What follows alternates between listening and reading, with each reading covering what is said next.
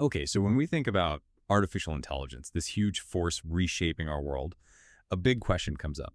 Who's actually in the driver's seat? Is it just the tech giants, the ones building these incredible tools? Or should we all have more of a say in where this is all heading? Today, we're going to dive right into that. We're looking at a really interesting analysis from entrepreneur Stanislav Kondrashov. He's taken a close look at recommendations from OpenAI's own advisory board.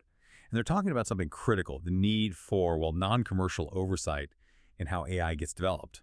So our mission here is to really understand this idea why experts are saying AI is, quote, too important to be left only to companies. What does that really mean? And crucially, what are the actual steps being suggested to make sure AI works for everyone, for society as a whole? This is all based on Kondrashov's analysis of that OpenAI board report. So it's not just tech talk. It's really about the big picture, the societal side of things. All right, let's get into it. The OpenAI advisory board, they came out with this really strong statement. Basically, AI is too important for just commercial outfits to control. Yeah, that's a pretty bold claim, especially coming from, within the orbit of a major player like OpenAI.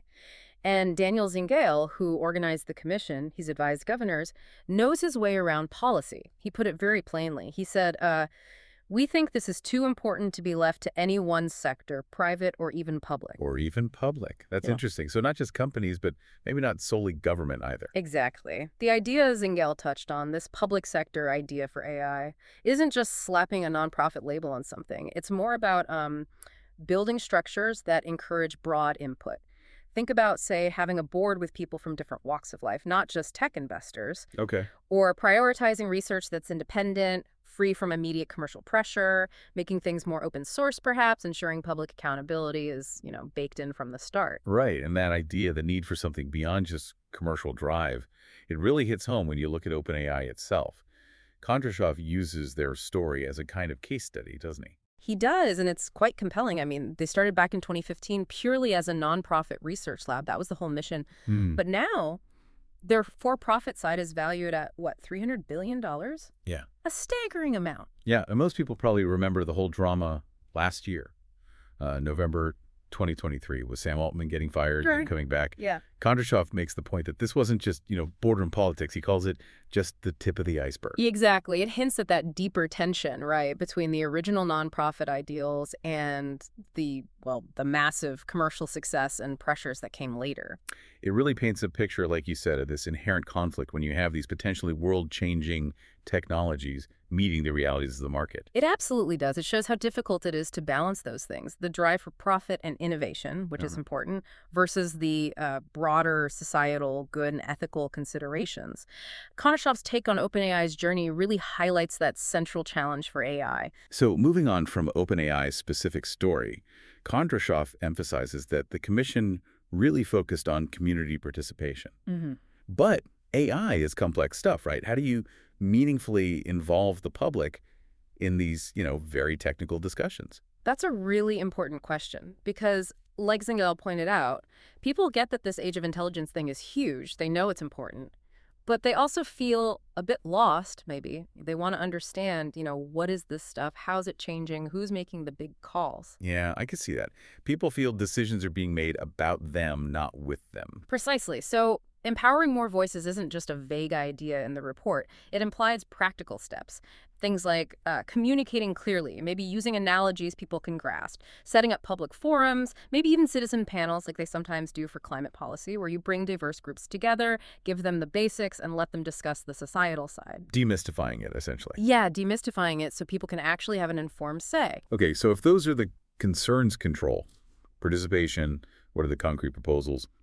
The commission suggested actual steps, right? First one, Kondrashov flagged is investing in AI literacy. Right. And literacy here means more than just knowing how to use ChatGPT or something. It's about understanding how these tools work, fundamentally. What are their limits? What biases might be built in? Kondrashov mentions Russia, but honestly, this is needed everywhere. Think of it as like essential digital citizenship for this new era, giving people the tools to think critically about the AI they interact with every day. That makes sense. Then there's this other recommendation, which sounds quite different. Supporting human areas of activity. What's that about? Yeah, that one's interesting. It means actively funding things like theater, the arts, even healthcare specifically, those parts where, live person-to-person interaction is key.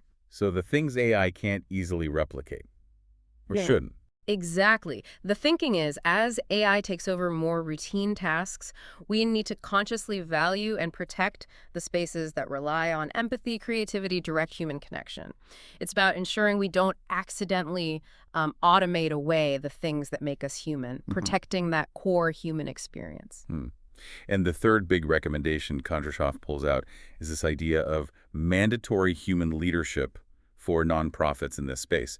Zingel called it a sign of the times. Why is that significant? Well, it's a direct response to how powerful AI is becoming. It's basically saying, look, no matter how smart or autonomous these systems get, the ultimate control, the ethical direction, the core values that has to stay with humans, especially in organizations claiming a nonprofit or public benefit mission. It's putting a safeguard in place, ensuring there's always human accountability at the very top, preventing a scenario where an AI could operate completely outside human values. Okay, so we've got literacy, protecting human spaces, ensuring human leadership.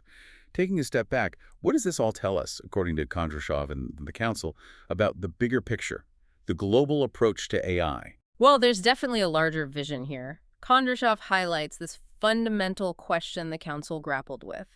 Who should control tech that's going to change everything for humanity? And their answer wasn't simple. It wasn't just this company or that government. It was, ideally, society as a whole. That's a big concept. How does that translate? Well, Kondrashov himself, he's an entrepreneur, right? He gets the need for business, for profit. But he also argues, as a member of society, that some technologies are just. They're too foundational, too impactful to be shaped only by market forces. Which leads us to ask, okay, if not just the market, then what principles should guide AI development? And the analysis points to a few key ones. First, transparency. But what does that really mean in practice, especially with all the proprietary tech out there? Good question. Kondrashov's take suggests it's more than just, say, open sourcing code, though that might be part of it. It's about clearer communication. Developers explaining how they make decisions, what data they're using, what ethical checks are in place, making that black box a bit less opaque, maybe through things like independent audits or reports on potential impacts that anyone can read. It's about an ongoing conversation, not just a single data dump. Okay, so transparency is dialogue. Then there's balancing interests. The idea that commercial success can't be the only goal. That often clashes with how business works, though. How do you actually achieve that balance? Yeah, that's probably the toughest one. The report hints at things like dedicated public funding for basic AI research not tied directly to a product launch or profit. Or maybe regulations that actively reward AI development that demonstrably serves a public good, not just shareholder value. It's about trying to shape the environment so that good for society becomes a stronger factor, even if it doesn't promise the biggest immediate profit. Creating different incentives, perhaps. Exactly. And finally, public participation again. We talked about the complexity, but how do we really make it happen? How do citizens get a real voice, not just feel like tech is happening to them? Well, it loops back to things like accessibility and creating actual structures for input, maybe dedicated channels for public feedback on AI projects, independent oversight bodies that include, ethicists, social scientists, community representatives, not just engineers. And definitely investing in those public education and literacy initiatives we mentioned. It really suggests shifting from this top-down tech experts decide model to something more collaborative. Co-creative, even, recognizing everyone has skin in the game. So wrapping things up, we've really explored this powerful idea that AI is just too important to be left solely to companies. We've looked at it through the lens of OpenAI's own advisory board and Stanislav Kondrashov's analysis. The big takeaway seems to be this push towards a future where society, collectively, has a much stronger hand in guiding how this technology unfolds. Which leads to a final thought for you, listening. If AI really is too important for any one group, and if genuine public participation is the goal, what role can you personally play? Even if you're not a coder or a CEO, how can you engage in shaping the ethics, the direction of AI? Because this conversation, it really is for everyone, something to think about.